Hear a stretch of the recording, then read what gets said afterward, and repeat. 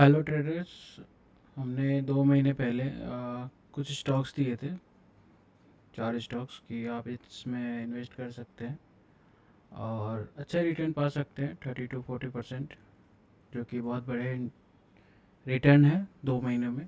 तो देखते हैं हमने जो 4 स्टॉक्स दिए थे वो क्या परफॉर्मेंस दिया है। तो पहला स्टॉक्स है मैक्स इंडिया, जो कि आप देख पा रहे हैं। तो हमारा एंट्री प्राइस था यहाँ 234 के आसपास। तो उसके बाद ये स्टॉक्स आप देख सकते हैं 234 के पास। उसके बाद ये अपना 37% वहाँ से रिटर्न दिया है 2 मंथ्स में, और जो कि अच्छा रिटर्न है।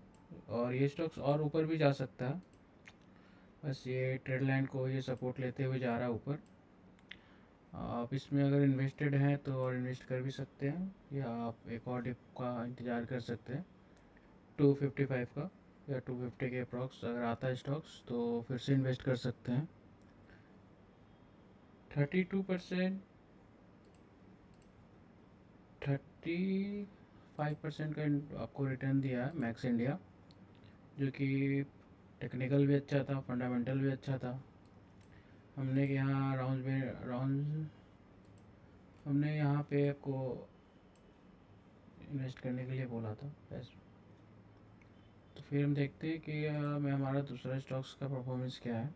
जो कि दूसरा स्टॉक्स था IFCI, ISFI,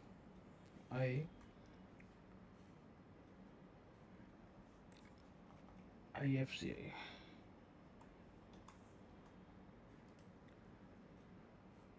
ये स्टॉक हमने एंट्री दिया था 46 पे अप्रॉक्स। यहाँ पे हमने एंट्री दिया था यहाँ पे 46-47 के अप्रॉक्स। फिर हमने यहाँ टारगेट रखा था कि ये आपको ये गैप जो है ना, जो मार्केट ने गैप छोड़ छोड़ के यहाँ पे सेल आउट आया था, यहाँ गैप तक तो आना ही आना था टारगेट 67 का। और यहाँ हम 47 से देखेंगे तो अप्रोक्स ये स्टॉक्स 40% का रिटर्न दिया है। 40% बहुत ज़्यादा होता है। तो हमारा ये था कि टॉप यहाँ पहला तो गैप तो फिल करेगा ही करेगा, जो कि यहाँ गैप फिल भी कर चुका है।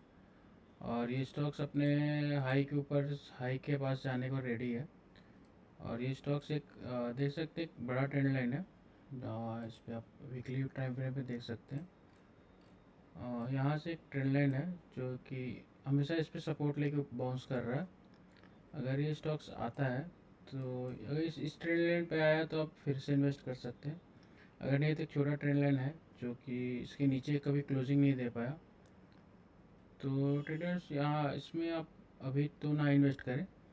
अगर ये 70 के ऊपर क्लोजिंग देता है तो ये इन्वेस्टमेंट के लिए परफेक्ट रहेगा, क्योंकि ये स्टॉक कभी भी 65 के नीचे, 65 के ऊपर कभी क्लोजिंग नहीं दे पाया जो वीकली टाइम फ्रेम पे। तो देखेंगे कि ऊपर तो गया, फिर सेलिंग आ गई, ऊपर गया सेलिंग आ गई, ऊपर गई सेलिंग आ गई। 65 के ऊपर कभी भी क्लोजिंग नहीं दे पाया। तो अगर ये 65 के ऊपर क्लोजिंग मिलता है तो हम इसको नज़र में रखेंगे इन्वेस्ट करने के लिए। और यहाँ से भी अप्रॉक्स बड़े टारगेट ही मिलेंगे मुझे, क्योंकि इस स्टॉक्स में काफ़ी अच्छा वॉल्यूम रहता है। आप इन्वेस्टमेंट के लिए भी इसको देख सकते हैं। तो अगर ये 65 के ऊपर जाता है तो इसमें आप इन्वेस्ट कर सकते हैं गाइस। और हमारा जो तीसरा स्टॉक्स था वो उसने परफॉर्मेंस नहीं दिया, आई एस कह सकते हैं कि एक ही टाइम फ्रेम ये हमने स्टॉक्स दिया था कि ये स्टॉक्स, एक सेकेंड, हाँ SFT कि 140 के अप्रॉक्स दिया था। डे टाइम फ्रेम पे देखते हैं। ये दिया था कि इसने एक छोटा डबल बॉटम बना के डब्लू तो बनाया था, पर ये 140 के अप्रॉक्स 156 के अब ये क्रॉस नहीं कर पाया, क्योंकि इस लेवल को ये रेजिस्टेंस फेस किया इसने। अगर ये स्टॉक्स हमने 146 के अब दिया था कि क्या अगर आप इन्वेस्टेड भी हो तो आपको मैक्स टू मैक्स 11-10% का ही लॉस होगा। और इसका ये स्ट्रॉन्ग सपोर्ट है इस, अगर ये सपोर्ट पे आता है इनकेस 113 पे, तो आप फिर से भी इन्वेस्ट कर सकते हो। नहीं तो इसके टारगेट तो बड़े हैं, 185 के मैंने उस दिन भी टारगेट बताए थे कि 185 तो इसको जाना ही जाना है। और वीकली टाइम फ्रेम पे देखेंगे तो अच्छा है, इसने डाउन ट्रेंड तोड़ा है। ये मार्केट पहले डाउन ट्रेंड में था, फिर एक लेवल में है, और फिर ये अपर मूव दे सकता है। तो ये अच्छा स्टॉक से आप इन्वेस्टेड रह सकते हो अगर इन्वेस्टमेंट नहीं किया है फिर भी। तो फिर हमने एक और स्टॉक्स दिया था, इसने बस 10% का माइनस है, वो माइनस है अभी। पर ये स्टॉक अच्छा है, स्ट्रॉन्ग सपोर्ट है यहाँ पे, वीकली पे भी स्ट्रॉन्ग सपोर्ट है, डे कैंडल पे भी है। अपना डाउन ट्रेंड को तोड़ा भी है इसने, कि जो ये वीकली पे डाउन ट्रेंड आ रहा था। और देखते हैं अगर इस ये अगर स्टॉप लॉस तोड़ता है 895 के नीचे क्लोजिंग देता है तो हम निकल जाएंगे, क्योंकि उसके नीचे एकदम ना ही के बराबर, ना ही ज़्यादा अच्छा है। और इसके फंडामेंटल भी देखा था मैंने, कुछ खास मतलब ठीक थे, ओके ओके थे, कि आप इन्वेस्टेड रह सकते हो। और हमारा ये थर्ड नंबर स्टॉक था, हमारा फोर्थ नंबर था इंडिया बुल रियल इस्टेट था। इसमें अप्रॉक्स हमने यहाँ पे दिया था आपको एंट्री 140 पे आस। और ये इसने हमने बोला था कि जब भी ट्रेंड लाइन को सपोर्ट करे तो आप इन्वेस्टेड रह सकते हो। हमने यहाँ पे दिया था ये, फिर ये डबल बॉटम डबल टॉप बना के ये नीचे आया था। फिर ये ट्रेंड लाइन मैंने दिखाया था कि आप अगर ट्रेंड लाइन पे आता है तो फिर से आप एवरेज करके इसके, क्योंकि लंबे टारगेट है मेरे इसके टारगेट मैंने 195 के टारगेट है, क्योंकि इसलिए वो दिख रहा है, क्योंकि इसने एक ट्रेंड लाइन भी तोड़ा है। और फर्स्ट रेजिस्टेंस इसका अगर देखेंगे तो 195 पे ही है, इसने ट्रेंड लाइन तोड़ा है। अगर ये स्टॉक्स रिटेस्ट लेने आता है वीकली पे तो ये ट्रेंड लाइन को हम देखेंगे, तो वहाँ पे हम इसको फिर से बाई कर सकते हैं, एवरेज भी कर सकते हैं, क्योंकि मेरे भी पोर्टफोलियो में तो ये बाई है। ये तो बाई मैंने इसको 100 से ही पकड़ रखा है। फिर पर आपको हमने 140 पे गए, 140 पे दिया था कि आप इसमें इन्वेस्टेड रह सकते हो। ये अच्छा स्टॉक है guys। अगर हम आपको प्राइस दिया था 142 पे, तो वहाँ से देखेंगे तो ये अप्रॉक्स 12% आपको दे रहा है। पर 12% से कुछ होता नहीं है इतना अच्छा बुल मार्केट में।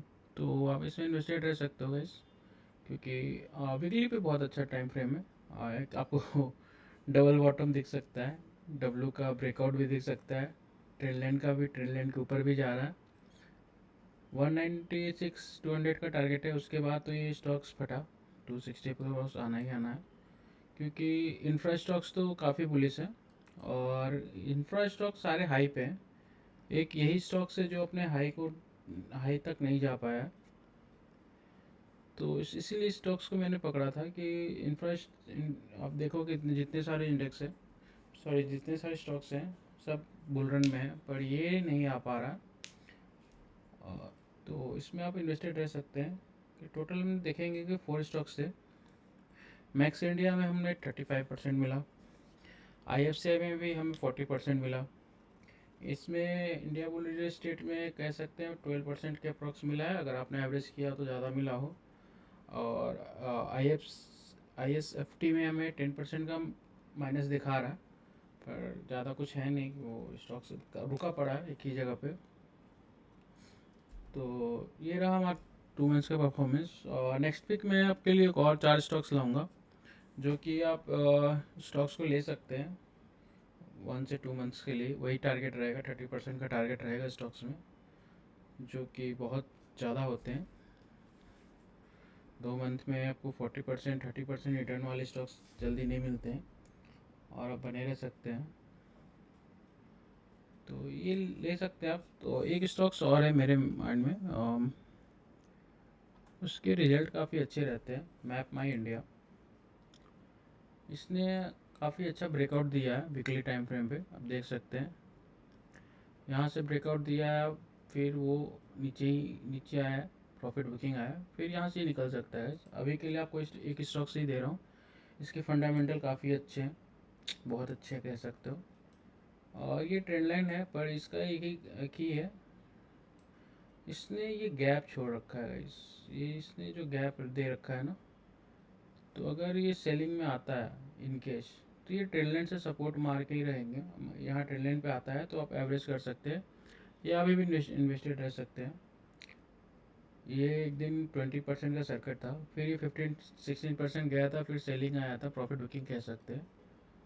तो काफ़ी अच्छा मैप में इंडिया, आप इसमें इन्वेस्टेड रह सकते हो।